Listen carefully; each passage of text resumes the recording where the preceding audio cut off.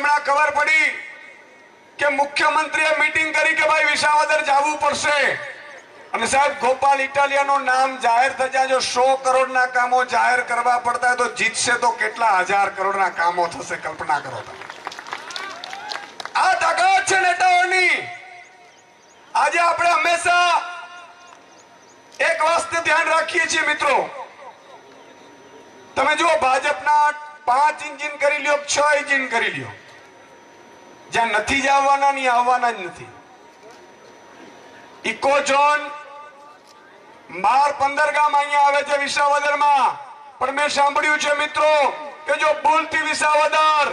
શામ દામ દંડ ભેદ અને ષડયંત્રથી જો ભાજપ જીત્યું તો યાદ રાખજો મિત્રો આખું અમરેલી ધારી સુધી આ વિસાવદર અને સહિતનો વિસ્તારને ઇકો ઝોનમાં લાવવાનું ભાજપ ષડયંત્ર કરી રહ્યું છે આનાથી આપણે બચવાનું છે ઈ તો ભાવ તો નહીં જ આપે રોડ રસ્તા નહીં બનાવે જંગલનો ત્રાસ વધતો જશે અને જંગલ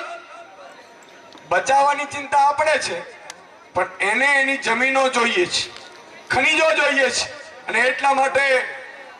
મિત્રો એક વાત એ કરવાની છે મારે કે એક એક માણસ આ છેલ્લા 2 મહિના કે 3 મહિના કે 4 મહિના લગાડવા પડે મને લાગે છે આવતા મહિને ચૂંટણી જાહેર થશે આપણે તન મન ધનથી લાગી જવાનું છે ને વિસાવદરથી આપણે પ્રસ્થાન કરવાનું છે 2027